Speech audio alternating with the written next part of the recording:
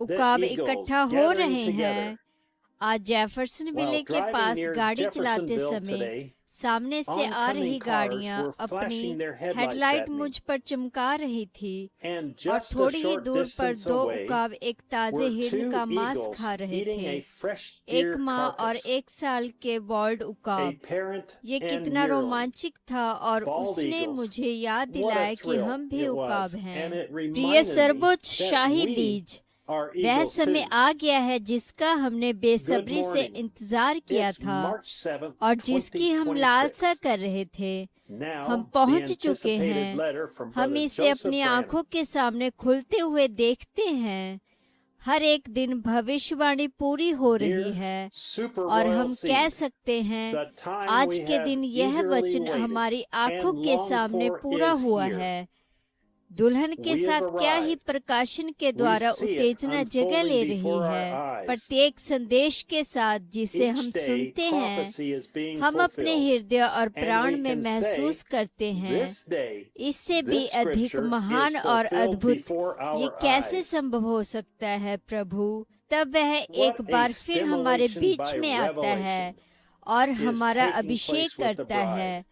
जब हम उसकी आवाज को हमें पुकारते हुए सुनते हैं और ये कहती है तुम मेरी हृदय प्रिय हो, मैंने तुम्हें अपनी दुल्हन होने के लिए चुना है। जैसे कि मैंने तुमसे प्रतिज्ञा की थी, मैं तुम्हारे लिए आ रहा हूँ। मैं अपने मार्ग पर हूँ। जल्द ही हम अनंतता के लिए एक साथ रहेंगे। हम दुनिया भर से जय जयकार करते हैं अपने हालेलुया, महिमा, स्तुति और उसकी प्रशंसा के साथ स्वर्ग में जोश से पुकार करते हैं।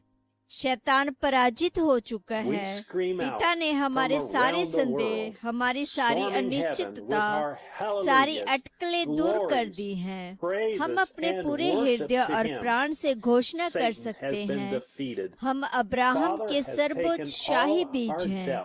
शाही प्रतिज्ञा पुत्र के लिए एक शाही दुल्हन। प्रभु की उपस्थिति इतनी अद्भुत रही है जब वह अपने वचन को हमारे लिए प्रकट करता है जैसा पहले कभी नहीं किया।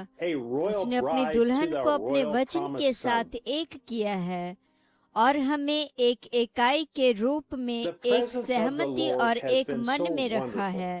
परमेश्वर की आवाज को सुनते हुए और हमें अपने वचन के द्वारा सिद्ध करता है। प्रत्येक संदेश जो हम सुनते हैं वह हमारे प्राण के भीतर फूटने वाले एक उमड़ते हुए कुएं की तरह है। परमेश्वर के सिंहासन से ताजा, तेजी से बहता और उमड़ता हुआ आता है।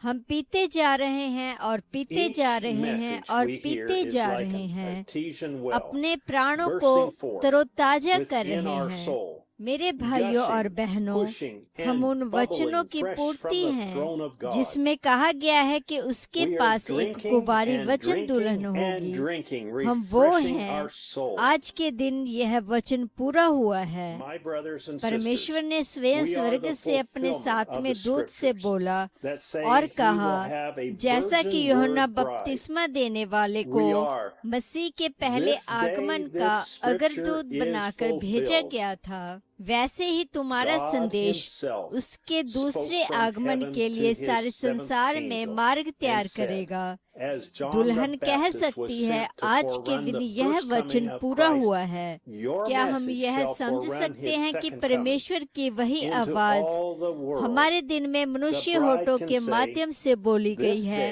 रिकॉर्ड की गई है, संग्रहित की गई है और संरक्षित की गई है, जिससे कि वह हम में से प्रत्येक से बोल सके।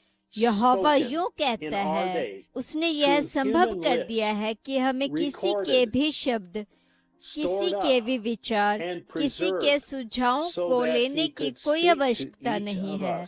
बस बैठकर और उसकी आवाज को सुने जो उसके शुद्ध वचन को सीधे हमसे बोलती है। आज क्या बात जगह ले रही है?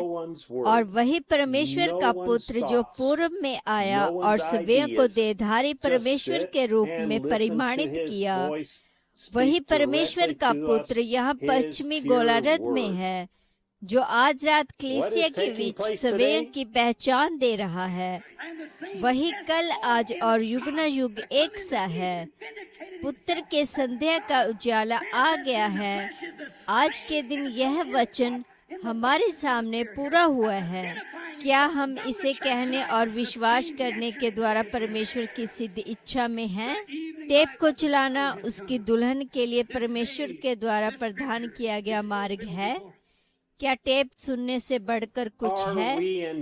हमेशा ही 3 में, जैसा कि मैंने कल रात कहा था, परमेश्वर का प्रतिनिधित्व किया जाता है। वहाँ सदोम के लोग, लूत के लोग और अब्राहम के लोग थे।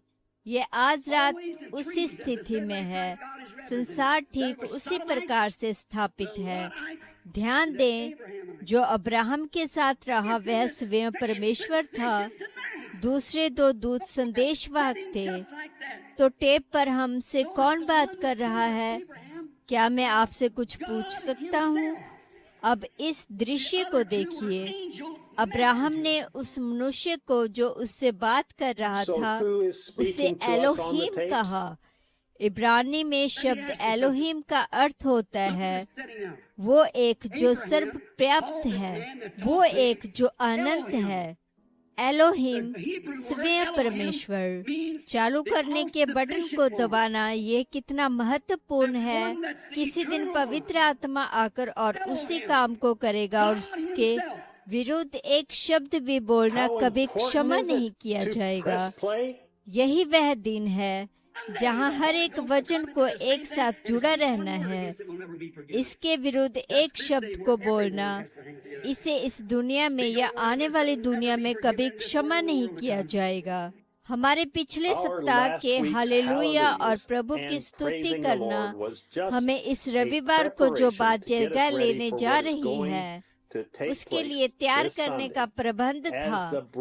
जब दुल्हन एक बार फिर से एकजुट होती है और परमेश्वर को हमें प्रोत्साहित करते हुए सुनती है और हमें फिर से आश्वस्त करती है कि हम उसके चुने हुए लोग हैं और वह बहुत ही जल्द हमें हमारे महान विवाह भोज में लेकर जाने के लिए आ रहा है। उसके बाद हमारे भविष्य के घर ले जाता है।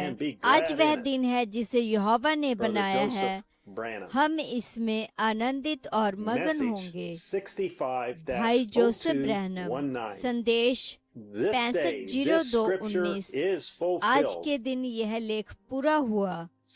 वचन संत यूहन्ना अध्याय 16, यशायाह अध्याय 61 आयत 1 से 2, संत लूका अध्याय 4 आयत 16। अब अगली बार तक परमेश्वर आपको आशीष दे और शालोम। www.branham.org/en/APPS